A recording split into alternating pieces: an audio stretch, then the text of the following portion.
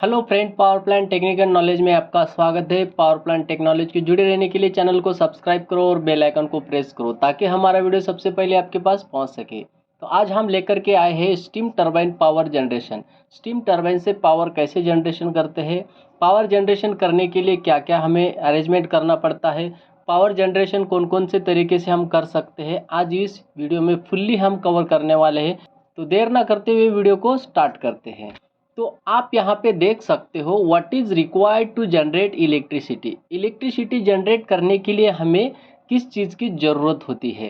तो electricity generate करने के लिए हमें एक रोटेशन की ज़रूरत होती है, यानी कि एक मोशन की ज़रूरत होती है, एक गति की ज़रूरत होती है। तो आप यहाँ पे देख सकते हो ये जो रोटर है ये घूम रहा है, हमें ऐसे ही घुमाना होता है जनरेटर के रोटर को। और यहाँ पे देखिए आप, ये जो है ये हमारा डीजल इंजन है और डीजल इंजन का जो रोटर है उसका जो शाफ्ट है जनरेटर के शाफ्ट से कनेक्टेड होता है। तो हमें ऐसे घुमाने से इलेक्ट्रिसिटी प्रोड्यूस होती है। आप यहाँ पे देख सकते हो हाउ टू रोटेट जनरेटर। हम जनरेटर को रोटेट कैसे करते हैं, आप यहाँ पे देख सकते हो बाय टरबाइन। हम यहाँ पे टरबाइन की सहायता से जनरेटर का जो रोटर है उसको घुमाना चाहते हैं। तो आइए देखते हैं कैसे घुमाते हैं। आप यहाँ पे देख सकते हो turbine is always connected to generator, यानी कि टरबाइन का जो शाफ्ट होता है वो जनरेटर से कनेक्टेड होता है। ये हमारा टरबाइन है ये, और ये जनरेटर है। इन दोनों का जो शाफ्ट है यहाँ पे कनेक्टेड है। तो टरबाइन जब घूमेगा तो जनरेटर का रोटर घूमेगा और वहाँ पे electricity. Type of turbine use for rotation of generator, यानी कि जनरेटर को घुमाने के लिए कौन कौन से टाइप के टरबाइन होते हैं हम वो भी देखने वाले हैं। तो देखते हैं यहाँ पे number 1 steam turbine. Steam turbine से हम जनरेटर के रोटर को घुमा सकते हैं। दूसरा हाइड्रोलिक टरबाइन, वाटर टरबाइन होता है वो। हाइड्रोलिक जो टरबाइन होता है वो वाटर टरबाइन होता है। और तीसरा जो है गैस टरबाइन। ये तीनों टरबाइन से हम जो है जनरेटर के रोटर को घुमा सकते हैं। यहाँ पे आप देख सकते हो कि स्टीम टरबाइन कैसे घूमता है। आप यहाँ पे देख सकते हो, देखिए स्टीम आ रही है और टरबाइन के रोटर के ऊपर जो ब्लेड होते हैं वो ब्लेड के ऊपर स्टीम आके उस ब्लेड को ढकलती है, यानी कि उसको प्रेशर से वहाँ पे वो बाहर निकलने की कोशिश करती है, लेकिन बीच में उसके ब्लेड आ जाते हैं और वो रोटर घूमने लगता है। और हाइड्रोलिक टरबाइन में देखिए कैसा होता है, ये जो है ये डैम है, डैम से नीचे वाटर आ रहा है। ये जो हाइड्रोलिक टरबाइन होता है डैम के बॉटम साइड पे होता है, और ये जो वाटर है इस रोटर के ऊपर आ रहा है। रोटर के वाटर के प्रेशर के वजह से यहाँ पे घूम रहा है और वाटर बाहर निकल जाता है। तो इस रोटर को यहाँ पे देखिए टरबाइन के रोटर के साथ साथ जनरेटर का भी रोटर घूम रहा है और इलेक्ट्रिसिटी प्रोड्यूस हो रही है। यहाँ पे आप देख सकते हो ये है हमारा हाइड्रोलिक टरबाइन। और ये जो गैस टरबाइन है आप यहाँ पे देख सकते हो, यहाँ से जो ये नीला कलर का आपको दिख रहा है ब्लू कलर का, ये हमारा टरबाइन में कंप्रेसर होता है और कंप्रेसर वो एयर सक्शन करता है। यहाँ पे देख सकते हो आप ब्लेड से कंप्रेस, यहाँ पे एयर को कंप्रेस कर रहा है और यहाँ पे फ्यूल हम प्रोवाइड करते हैं और फायरिंग होके, ये फायरिंग जो होती है, जब फायरिंग होने के बाद जो फ्लू गैस होती है वो एग्जॉस्ट होने की कोशिश करती है, लेकिन बीच में हम ब्लेड लगा देते हैं, इसलिए वो रोटर को मोशन मिल जाता है, वो रोटेट होने लगता है। वही रोटर हमारे जनरेटर को घुमाता है। तो आज हम देखने वाले हैं स्टीम टरबाइन। स्टीम टरबाइन से हम जनरेटर को कैसे घुमाते हैं और कैसे इलेक्ट्रिसिटी जनरेट करते हैं, उसके लिए क्या क्या प्रोविजन होता है। आप यहाँ पे देख सकते हो open cycle before. Open cycle जो है इसका अर्थ जो है आपको आगे समझने वाला है। ओपन साइकिल में क्या होता है, एक वाटर स्टोरेज टैंक होता है। इस वाटर स्टोरेज टैंक में हम डीएम वाटर, आरओ वाटर और शॉर्पनर वाटर स्टोर करते हैं। और यहाँ पे जो ये पंप है ये फीड वाटर पंप है, यानी कि बॉयलर का फीड वाटर पंप है। ये फीड वाटर पंप क्या काम करता है, पंप उस वाटर का जो है प्रेशर बढ़ा देता है और बॉयलर में छोड़ देता है। तो बॉयलर में छोड़ने के बाद क्या होता है, उस वाटर का स्टीम जनरेशन होता है। इस पंप से डिस्चार्ज से लेके बॉयलर तक पहुंचने तक जो वाटर है उसका जो बॉइलिंग पॉइंट है वो बढ़ जाता है। आपको पता है हमारा जो वाटर होता है उस वाटर को हम अगर प्रेशराइज करते हैं तो उनका बॉइलिंग पॉइंट बढ़ जाता है। तो बॉइलिंग पॉइंट क्या होता है, अगर आपको ये पता करना है तो यहाँ पे लिंक है, आप इस लिंक के ऊपर क्लिक करके वाटर का बॉइलिंग पॉइंट क्या होता है, कैसा वो बढ़ता है, यहाँ पे इस वीडियो में फुल्ली हमने कवर किया है, आप देख सकते हो। तो फ्रेंड, बॉयलर में जब वाटर जाता है उसके बाद उसका स्टीम जनरेशन हो जाता है। उस स्टीम का हम क्या करते हैं, टरबाइन तक ले जाते हैं। ये हमारा टरबाइन है, इस टरबाइन के अंदर वो स्टीम छोड़ते हैं और उस स्टीम से हमारा जो टरबाइन का रोटर है वो घूमता है, शाफ्ट घूमता है और वो शाफ्ट जनरेटर से कनेक्टेड होता है और हमारा जनरेटर इलेक्ट्रिसिटी प्रोड्यूस करता है। तो टरबाइन घूमने के बाद जो स्टीम बचती है वो हम एटमॉस्फेयर में छोड़ते थे पहले, लेकिन अभी हम ये एटमॉस्फेयर में नहीं छोड़ते हैं। तो एटमॉस्फेयर में स्टीम नहीं छोड़ते हैं तो क्या करते थे, उस स्टीम का हम क्या करेंगे, तो रैंकाइन साइकिल आफ्टर, यानी कि ओपन साइकिल के बाद जो आता है रैंकाइन साइकिल आता है। रैंकाइन साइकिल में क्या होता है, जैसे कि मैंने पहले आपको बताया, बॉयलर फीड वाटर पंप है, ये वाटर को पंपिंग करता है, यानी कि उसका प्रेशर बढ़ाता है।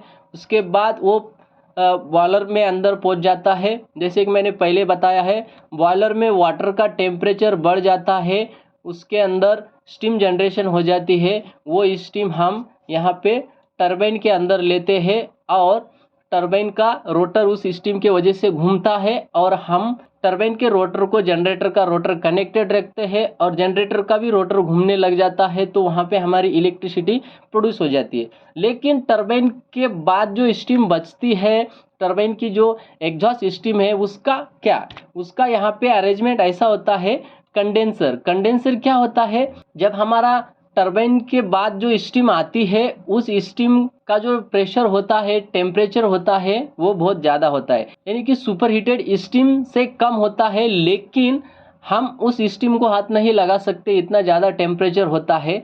तो वो जो स्टीम है वेपर फॉर्म में है और हमें उसको रीयूज करने के लिए वेपर फॉर्म में तो हम उसको पंपिंग नहीं कर सकते, इसलिए हमने यहाँ पे क्या कर दिया, कंडेंसर लगा दिया। अभी कंडेंसर क्या करता है, उस स्टीम का फिर से वाटर में कन्वर्ट कर देता है, यानी कि उसका जो हीट है वो आउट कर देता है। हमने बॉयलर में क्या किया था, हीट इन किया था, यानी कि वाटर के अंदर हीट इन किया था और कंडेंसर के अंदर हमने क्या किया, वाटर के अंदर का हीट आउट कर दिया। आप यहाँ पे देख सकते हो एक कूलिंग वाटर होता है, ये कूलिंग टावर से आता है, कूलिंग टावर से वाटर इन होता है इस कंडेंसर के अंदर और यहाँ से आउट हो जाता है इस स्टीम को कूलिंग करके। यहाँ पे स्टीम वेपर फॉर्म में था, हमने उस स्टीम का लिक्विड फॉर्म में कन्वर्ट करके फिर से हमने वही वाटर यहाँ पे रीयूज कर लिया, इसको बोलते हैं रैंकाइन साइकिल। अभी रैंकाइन साइकिल या इसका मतलब क्या होता है, देखिए रैंकाइन साइकिल का मतलब यह होता है कि 1859 में रैंकाइन नाम का एक आदमी था, जब हमारा ओपन साइकिल, यानी कि हम जब टरबाइन के बाद जो स्टीम मिलती थी हमें, वो स्टीम हम एटमॉस्फेयर में छोड़ते थे, अभी मैंने आपको बताया है, वो स्टीम हमने रीयूज कर लिया, इसलिए उस आदमी का जो नाम है यहाँ पे रैंकाइन साइकिल करके यहाँ पे दे दिया है। रैंकाइन बोले तो कुछ अलग नहीं है, उस साइंटिस्ट का नाम है जो यहाँ पे हमें सिखाता है कि ये वाटर रीयूज कैसे करना है। तो हमारा यहाँ पे क्या हो गया, हमारा जो स्टीम एटमॉस्फेयर में जा रहा था वो स्टीम हमें नहीं मिलता था फिर से, तो उसमें हमारा हीट वेस्ट होता था, हमारा जो डीएम वाटर है, आरओ वाटर है, जो भी शॉर्पनर वाटर है, वो वाटर वेस्ट होता था। तो अभी रैंकाइन साइकिल में जो है, अभी वो हमारा कुछ भी वेस्ट नहीं होता है, हम उसको यूज कर लेते हैं, रीयूज कर लेते हैं। तो इसलिए हम इस साइकिल को रैंकाइन साइकिल के नाम से जानते हैं। तो देखते हैं आगे, रैंकाइन साइकिल का टीएस डायग्राम होता है, मैं आपको आसान भाषा में समझाने की कोशिश करूंगा। ये कुछ ऐसा यहाँ पे मैंने डायग्राम बताया है। अभी एक नंबर यहाँ पे जो है ये ग्रीन कलर में, तो समझो हमारा ये पंप है, यानी कि बॉयलर फीड वाटर पंप, यहाँ पे एक नंबर। अभी आपको पता है कि पंप क्या काम करता है, पंप क्या करता है, वाटर सक्शन करता है और पंपिंग करता है। पंपिंग करने के वजह से वाटर क्या क्या होता है, प्रेशर राइज होता है, प्रेशर राइज होने के बाद उस वाटर का क्या होता है, उसका बॉइलिंग पॉइंट भी बढ़ जाता है, यानी कि टेम्परेचर का जो उसका होल्ड करने की कैपेसिटी वो बढ़ जाती है वाटर में। आपको मैंने पहले ही बताया है कि बॉइलिंग पॉइंट क्या होता है, उसका जो लिंक है मैं डिस्क्रिप्शन में दे दूंगा। बॉइलिंग पॉइंट वाटर का कितना होता है वो आप डिस्क्रिप्शन में लिंक है वो देख सकते हो। वीडियो आपको पूरा समझ में आ जाएगा कि बॉइलिंग पॉइंट क्या होता है। तो यहाँ पे पंप क्या करता है, वाटर को पंपिंग करता है और उसका प्रेशर बढ़ा के बॉयलर तक छोड़ता है। अभी 2 नंबर पे क्या आया, हमारा बॉयलर आया। अभी यहाँ पे देख सकते हो बॉयलर तक हमने फीड वाटर पंप से वाटर को पहुंचा दिया है। अभी बॉयलर में क्या होगा, कांस्टेंट प्रेशर रहेगा, यानी कि हमने यहाँ पे प्रेशर बढ़ा दिया वाटर का। अभी इस वाटर के अंदर अभी हमें क्या करना है, हीट इन करना है, यानी कि हीट ऐड करना है। तो कांस्टेंट यहाँ पे प्रेशर रहेगा और उसके अंदर हीट ऐड होगी। तो यहाँ पे 2 नंबर में हमारा बॉयलर है, अभी वहाँ पे हीट ऐड हो रही है। तो उसके बाद क्या हो गया, टरबाइन आ गया। अभी टरबाइन में क्या हो गया, जो हमारा स्टीम है वो एक्सपेंशन होता है, यानी कि हम उस टरबाइन के अंदर स्टीम को छोड़ देते हैं, वो एक्सपेंशन होता है, यानी कि वो उसका वॉल्यूम बढ़ता है और प्रेशर ड्रॉप होता है। तो यहाँ पे आप देख सकते हो हमने क्या किया, 1 नंबर से 2 नंबर तक प्रेशर इंक्रीज किया और 3 नंबर से यहाँ पे 4 नंबर पे क्या किया, हमने प्रेशर ड्रॉप किया और एक्सपेंशन किया। यहाँ पे कंप्रेशन किया और यहाँ पे एक्सपेंशन किया। तो इसका मतलब यह है कि यहाँ से हमने प्रेशर बढ़ा दिया, यहाँ पे हीट इन किया वाटर के अंदर, उस वाटर का जो नेचर है वो चेंज हो गया, यानी कि वेपर फॉर्म में हो गया। यहाँ पे हमने टरबाइन के अंदर उसको फीड कर दिया स्टीम को, और वो स्टीम एक्सपेंशन होके उसका प्रेशर ड्रॉप हो गया। और यहाँ पे लगा है 4 नंबर पे कंडेंसर, आप यहाँ पे देख सकते हो ये कंडेंसर है। उस वेपर फॉर्म का हमने कंडेंसर की मदद से लिक्विड फॉर्म में कन्वर्ट करके हमने उसका क्या किया, हीट आउट किया। यानी कि हमारा बॉइलिंग पॉइंट जो होता है वाटर का 100 डिग्री सेल्सियस तक होता है। 100 डिग्री सेल्सियस जब आता है वाटर का, तो वो वेपर फॉर्म में कन्वर्ट होने लग जाता है। तो हमने थोड़ा सा यहाँ पे क्या कर दिया, उस स्टीम का जो है 100 डिग्री सेल्सियस टेम्परेचर से थोड़ा सा नीचे टेम्परेचर लेके आया। तो क्या हो गया, यहाँ पे वो लिक्विड फॉर्म में कन्वर्ट हो गया। तो लिक्विड फॉर्म जो होता है, हमारा जो पंप है यहाँ पे लिक्विड फॉर्म को कंप्रेशन कर सकता है, इसलिए यहाँ पे वो वाटर हमने बॉयलर में रीयूज कर लिया। तो इस प्रकार ये जो रैंकाइन साइकिल है ये इस प्रकार होता है। आपको यहाँ पे ज़्यादा कन्फ्यूजन होने की ज़रूरत नहीं है, जस्ट मैंने आपको ये बेसिक बताया है। आगे हम देखने वाले हैं कि टरबाइन कैसा काम करता है। तो आइए देखते हैं। यहाँ पे मैंने कुछ बॉयलर का ओवरव्यू बताया है। ओवरव्यू इसलिए बताया है कि आपको ये समझना चाहिए कि बॉयलर में सुपर हीटेड जो स्टीम होती है वो कैसे जनरेशन होती है। तो यहाँ पे आप देख सकते हो ये बॉयलर का कुछ ओवरव्यू है। और बॉयलर के अंदर सुपर हीटर जो होते हैं वो 2 टाइप के होते हैं।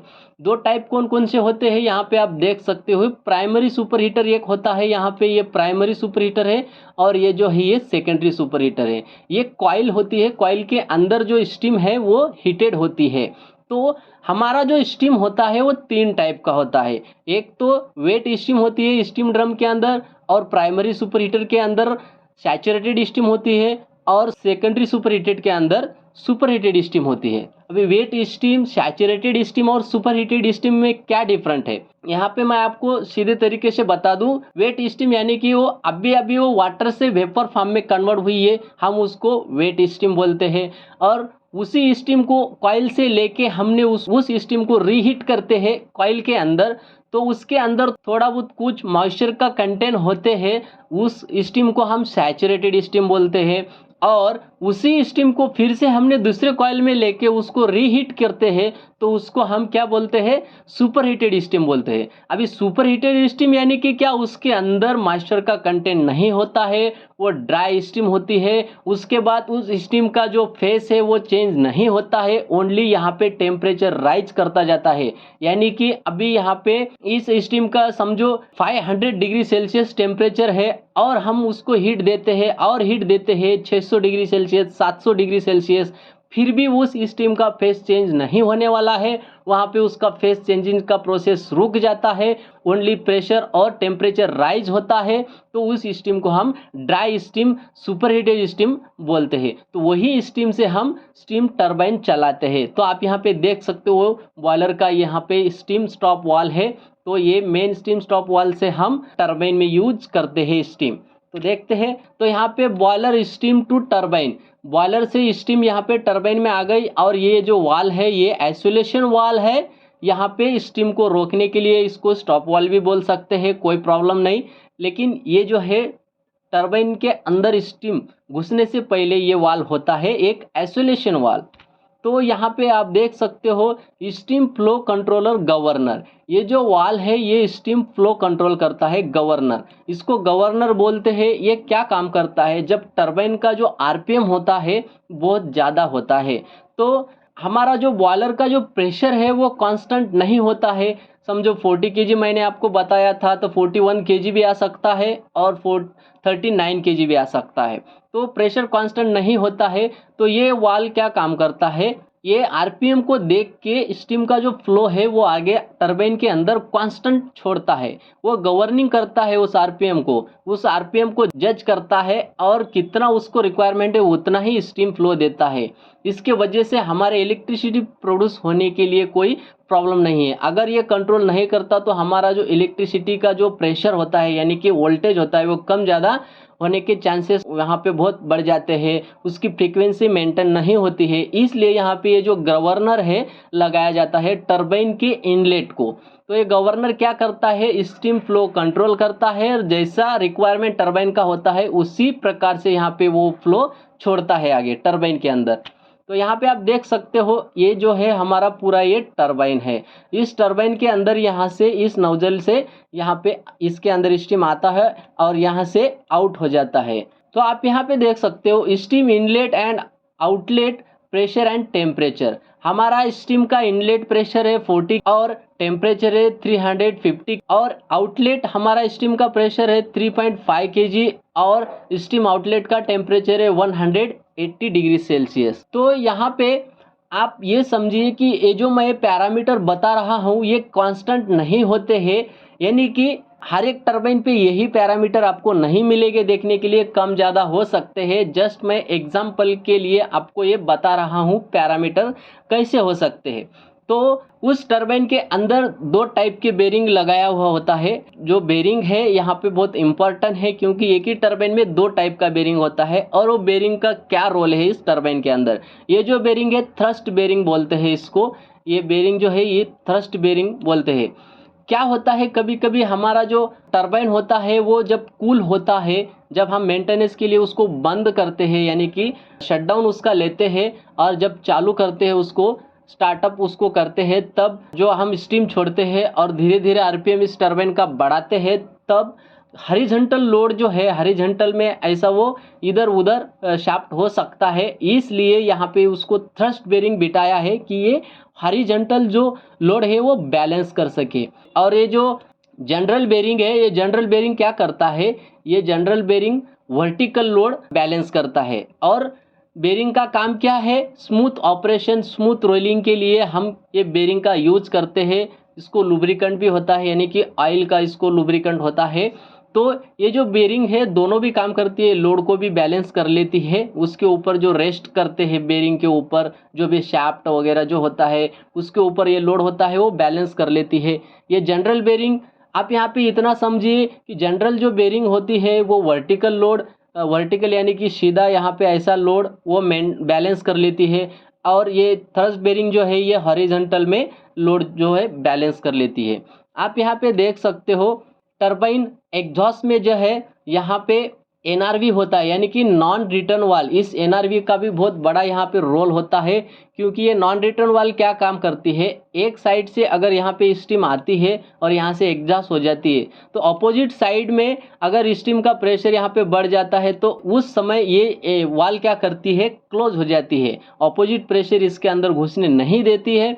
अगर ये ऑपोजिट प्रेशर बढ़ता है तो उसी ऑपोजिट के प्रेशर से ये क्लोज हो जाती है। जितना फास्ट ऑपोजिट प्रेशर यहाँ पे बढ़ता है उतना ही फास्ट यहाँ पे ये वाल क्लोज होती है। ये मैकेनिकल वाल है, इसमें कोई इलेक्ट्रिसिटी और कोई यहाँ पे इसको प्रोवाइड नहीं करता है, ये मैकेनिकली काम करती है। इसको स्विंग चेक वाल भी हम बोल सकते हैं। तो इसका नाम है एनआरवी नॉन रिटर्न वाल। और उसके बाद एक एग्जॉस्ट आइसोलेशन वाल होता है, ये जो है एग्जॉस्ट आइसोलेशन वाल है। और यहाँ पे आप देख सकते हो टरबाइन के अंदर क्या क्या होता है, एक शाफ्ट होता है सीधा यहाँ से यहाँ तक, और उस शाफ्ट के ऊपर ये जो दिख रहा है आपको ये मूविंग ब्लेड है, और टरबाइन के केसिंग को फिक्स ब्लेड लगा हुआ होता है। ये रिएक्शन टरबाइन है, ये फिक्स ब्लेड जगह पे होती है, ये घूमती नहीं है, और ये मूविंग ब्लेड जो है शाफ्ट के साथ घूमती है। और ऐसे यहाँ पे एक स्टेज, ये 2 स्टेज, ये 3 स्टेज, ऐसे मल्टी स्टेज यहाँ पे ब्लेड होती है। और उस मल्टी स्टेज के वजह से हमने यहाँ पे क्या कर लिया, टरबाइन को घुमा लिया। तो यहाँ पे इस प्रकार टरबाइन घूमता है। ये सफ़ेद वाला जो देख रहे हैं आप यहाँ पे, ये स्टीम है। और ये फिक्स ब्लेड का यहाँ पे क्या काम है, फिक्स ब्लेड का यहाँ पे ये काम है कि जब ये मूविंग ब्लेड के अंदर स्टीम घुसती है, उसके बाद जो स्टीम एग्जॉस्ट हो जाती है, तो यहाँ पे हो सकता है ये ब्लेड का जो डायरेक्शन है कैसा भी हो, तो ये जो ब्लेड फिक्स जो ब्लेड है, ये फिक्स ब्लेड के ऊपर मूविंग ब्लेड के बाद जो स्टीम आती है, वो फिक्स ब्लेड उसको एक वे देती है, यानी कि उसको एक रास्ता बनाती है उसके लिए सूटेबल। क्योंकि सूटेबल रास्ता बनाने से क्या होता है, दूसरा जो मूव हो रहा है, यानी कि दूसरा जो ब्लेड यहाँ पे घूम रहा है, उस ब्लेड को सटीक तरीके से यहाँ पे डायरेक्ट थ्रो यहाँ पे उसको मिल जाता है, तो फिर से वो और घूम जाता है। उसके बाद और स्टीम निकलती है यहाँ पे, और फिक्स ब्लेड है, तो फिक्स ब्लेड क्या करती है, फिर से उसको और आगे जो मूव हो रही है ब्लेड, उस ब्लेड के ऊपर यहाँ पे स्टीम छोड़ देती है। तो ऐसे यहाँ पे इस मूविंग ब्लेड को प्रॉब्लम नहीं आता है। ये फिक्स ब्लेड का काम यहाँ पे आरपीएम बढ़ाना नहीं है, फिक्स ब्लेड का काम इतना है कि इस मूविंग ब्लेड के ऊपर जो स्टीम का थ्रो बनता है वो सटीक तरीके से, यानी कि उसको प्रॉपर थ्रो यहाँ पे मैनेज करके देती है। इसलिए हम यहाँ पे टरबाइन के अंदर केसिंग के ऊपर ये जो फिक्स ब्लेड है ये बिठाते हैं। तो आइए चलिए देखते हैं आगे क्या है। हम क्या करते हैं, टरबाइन के शाफ्ट के ऊपर यहाँ पे गियर बॉक्स बिठाते हैं। अभी गियर बॉक्स क्यों बिठाते हैं, तो भाई जब हमारा जनरेटर को घुमाना होता है, उसको बहुत आरपीएम से घुमाना होता है और बहुत ताकत उसको लगती है घुमाने के लिए। तो हमारे टरबाइन में क्या होता है, इतना ताकत नहीं होता है उस जनरेटर को घुमाने के लिए। तो हमने क्या कर दिया, उसका टरबाइन का जो आरपीएम है वो बढ़ा देते हैं, और गियर बॉक्स की मदद से हम उस ताकत को डिवाइड करते हैं। यानी कि अगर यहाँ पे ये 50 kg का ताकत लेता है, तो अगर हमें जनरेटर का जो ताकत है वो 30 kg तक लगता है, यानी कि दबाने के लिए, घुमाने के लिए। तो हमने क्या कर दिया, वो जो 20 बीच का जो गैप है, 20 का ताकत वो गियर बॉक्स की वजह से हमने इसको यहाँ पे डिवाइड कर लिया। अभी होता क्या है, जब हमारा टरबाइन 15,000 आरपीएम से घूमता है, अगर 15,000 आरपीएम से घूमता है, तो हमें जनरेटर को घुमाने के लिए कितना, अगर 5,000 आरपीएम लगता है, तो 10,000 आरपीएम यहाँ पे हम कंज्यूम कर लेते हैं, उसको डिवाइड कर लेते हैं, और गियर बॉक्स के अंदर यहाँ पे हमें बहुत इजी तरीके से हम जनरेटर के रोटर को घुमा लेते हैं। तो यहाँ पे ये देखिए कपलिंग है, टरबाइन के शाफ्ट और गियर बॉक्स को शाफ्ट जो होता है वहाँ पे बीच में जो होता है ये कपलिंग है हमारा। इस कपलिंग से हम ज्वाइंट कर लिया है इसको, शाफ्ट को। आप आगे देख सकते हो जनरेटर। यहाँ पे जो जनरेटर है, ये जनरेटर गियर बॉक्स के अंदर इसका शाफ्ट कनेक्टेड है, और गियर बॉक्स में देखिए यहाँ पे छोटा गियर है, टरबाइन को जो गियर कनेक्टेड है वो छोटा गियर है, और जनरेटर से जो कनेक्टेड है वो बड़ा गियर है। तो यहाँ पे क्या हो गया, हमारा जो 15,000 आरपीएम था टरबाइन का, वो 5,000 आरपीएम में हमने कन्वर्ट करके इस जनरेटर के रोटर को घुमा लिया, और हमारा जो इलेक्ट्रिसिटी है यहाँ पे प्रोड्यूस हो गया है। तो इस प्रकार हमारा जो स्टीम से टरबाइन जो घूमता है, और टरबाइन से हमने यहाँ पे गियर बॉक्स बिठाया है। गियर बॉक्स का आपको पता होगा कि गियर बॉक्स का काम क्या है, आरपीएम कम ज़्यादा करता है, और जो हमारा जो ताकत होता है किसी भी चीज़ का, हमारा जो स्टीम का ताकत है उसको हम काइनेटिक एनर्जी बोलते हैं। काइनेटिक एनर्जी से हमने क्या किया, यहाँ पे मैकेनिकल एनर्जी में कन्वर्ट कर लिया है। टरबाइन के अंदर मैकेनिकल एनर्जी आ गई। अभी इस मैकेनिकल एनर्जी से हमने क्या किया, इलेक्ट्रिक एनर्जी जनरेट कर लिया है। तो हमने देखिए बॉयलर के अंदर क्या हो गया था, बॉयलर के अंदर हमने क्या किया, वाटर को हीट कर लिया और उसका जो टेम्परेचर है बढ़ा दिया। तो यानी कि फ्यूल, यानी कि हमारा केमिकल है, यहाँ पे रिएक्शन उसका किया हमने, फ्यूल, ऑक्सीजन और इग्निशन यहाँ पे देके उसका केमिकल रिएक्शन किया। केमिकल रिएक्शन से हमने क्या किया, केमिकल एनर्जी से काइनेटिक एनर्जी में हमने उसको कन्वर्ट किया। थर्मल एनर्जी भी हम उसको बोल सकते हैं। थर्मल एनर्जी से हमने काइनेटिक एनर्जी कन्वर्ट किया। काइनेटिक एनर्जी से हम टरबाइन में मैकेनिकल एनर्जी कन्वर्ट किया। मैकेनिकल एनर्जी से हमने जनरेटर में इलेक्ट्रिक एनर्जी जनरेट किया। तो यहाँ पे आप देख सकते हो ये जो जनरेटर है हमारा यहाँ पे इलेक्ट्रिसिटी प्रोड्यूस करने लग गया है। ये 3 पोल, 2 पोल, सिंगल पोल, 4 पोल भी होता है। जैसा पोल होता है वैसा हमारा यहाँ पे ताकत बढ़ जाता है, उसको घुमाने के लिए उसका कैपेसिटी बढ़ जाता है। तो जनरेटर इस प्रकार इलेक्ट्रिसिटी प्रोड्यूस करता है।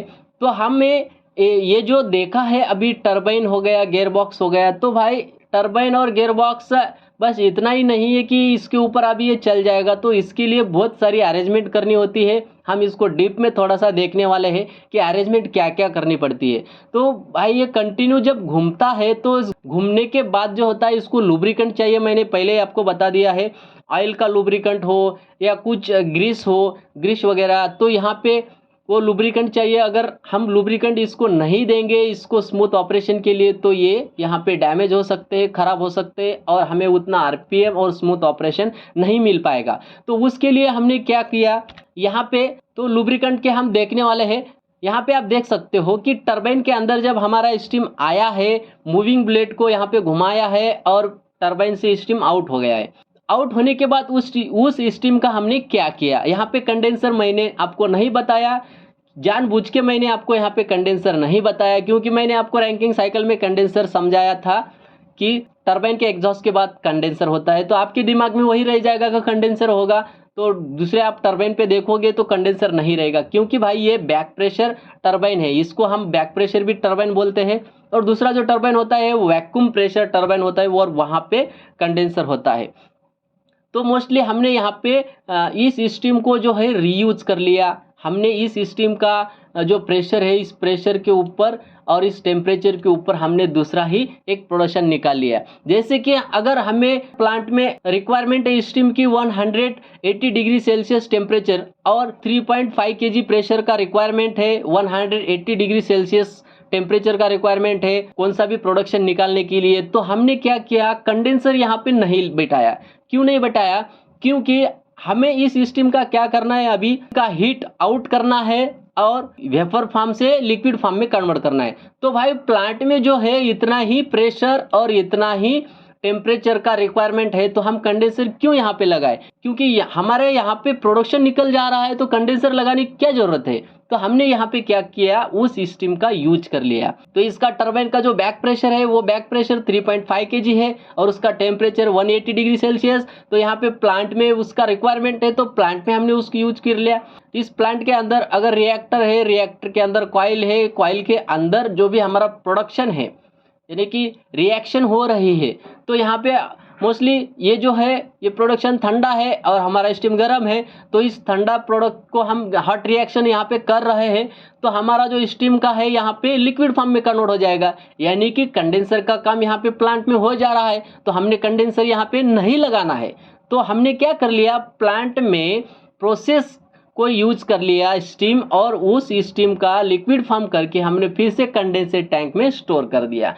तो भाई आपको इतना समझना है कि वहाँ पे मैंने जब पीछे जाएंगे तो यहाँ पे मैंने आपको क्या बताया था, कंडेंसर क्यों कर रहे हैं, क्योंकि हमें क्या प्रॉब्लम है यहाँ पे कि पंप जो है हमारा वेपर फॉर्म में पंपिंग नहीं करेगा। हमको क्या करना है, स्टीम का टरबाइन के बाद जो स्टीम है उसका हीट आउट करना है, उसका थोड़ा सा प्रेशर ड्रॉप करना है और उस स्टीम का जो है वेपर फॉर्म से लिक्विड फॉर्म में कन्वर्ट करना है। वही काम अगर प्लांट में हो जाता है तो हमें कंडेंसर बिठाने की क्या ज़रूरत है, इसलिए मैंने आपको वहाँ पे कंडेंसर नहीं बताया है। अगर प्लांट में रिक्वायरमेंट नहीं है तो हम कंडेंसर यहाँ पे बिठा सकते हैं। समझ में आई बात आपके? तो आगे हम देखते हैं, जो हमारा एक प्लांट है, प्लांट के अंदर हमारा जो स्टीम है वो स्टीम का लिक्विड फॉर्म में कन्वर्ट हो गया है। अब हम वो वाटर जो है यूज कर सकते हैं।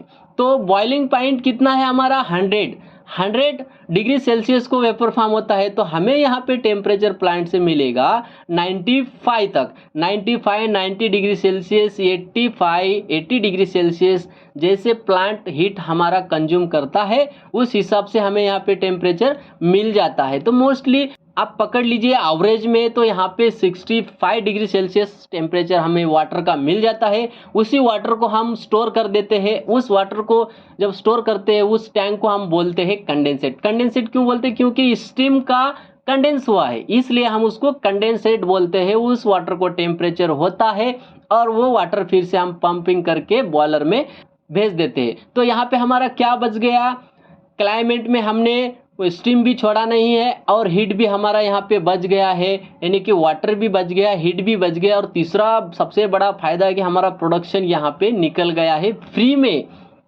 तो भाई मैं आपको यहाँ पे ये बता दूं कि जब प्लांट को अगर इतना टेम्परेचर और प्रेशर का रिक्वायरमेंट है, यानी कि 3.5 kg और 180 kg रिक्वायरमेंट है प्रोडक्शन के लिए, तो मोस्टली वो यहाँ पे डिजाइन करवाएगा टरबाइन को कि हमें भाई टरबाइन का जो आउटलेट टेम्परेचर और प्रेशर है ये इतना रिक्वायरमेंट है, इसके ऊपर हम हमारा प्रोडक्शन निकाल सकते हैं और उसमें पावर भी हम जनरेट कर सकते हैं।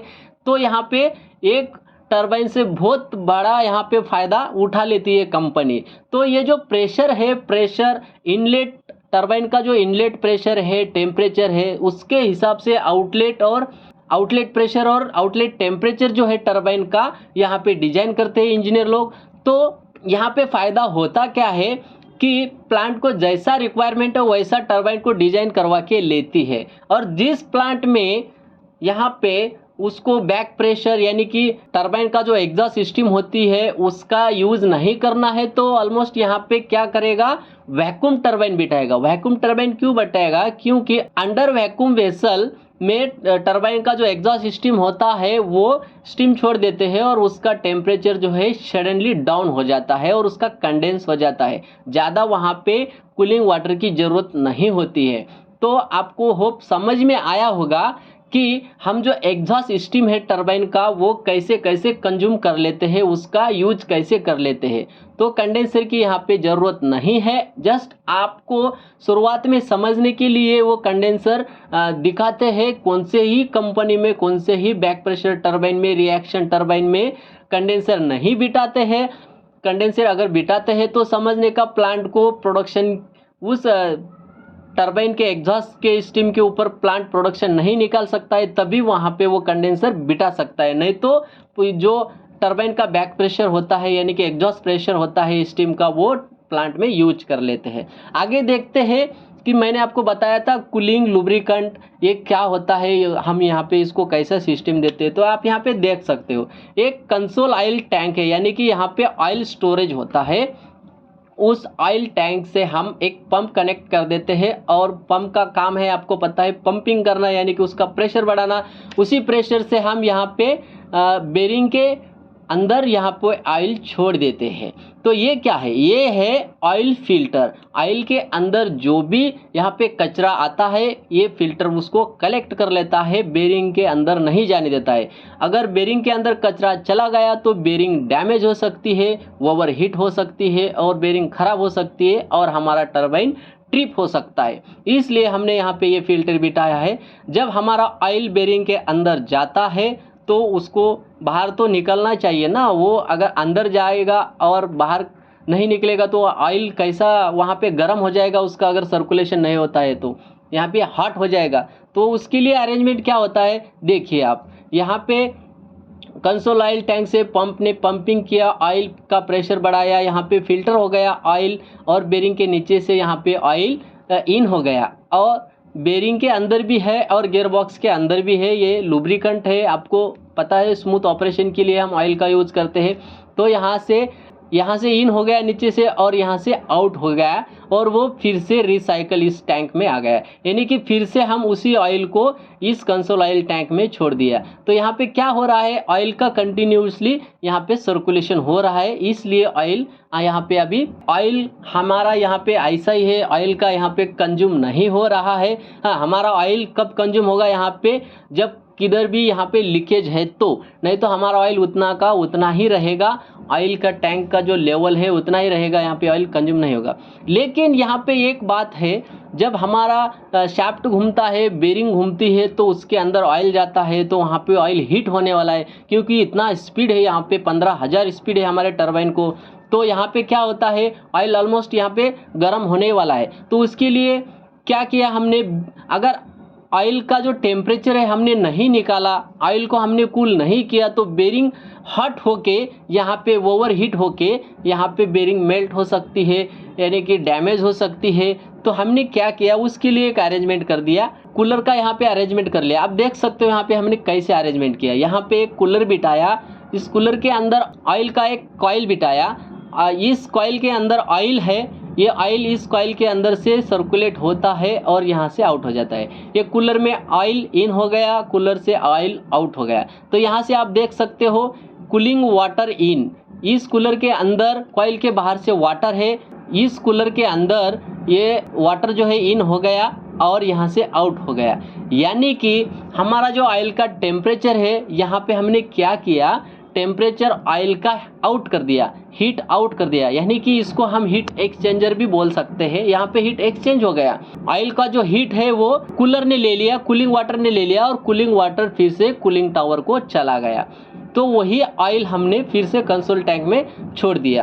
तो होप फ्रेंड आपको ये समझ में आया होगा स्टीम टरबाइन क्या होता है और कैसा चलता है। अगर वीडियो अच्छा लगे तो चैनल को सब्सक्राइब करो और बेल आइकन को प्रेस करो ताकि हमारा वीडियो सबसे पहले आपके पास पहुंच सके। तो मिलते हैं अगली एक ऐसे ही नॉलेजफुल नई वीडियो के साथ, तब तक के लिए जय हिंद।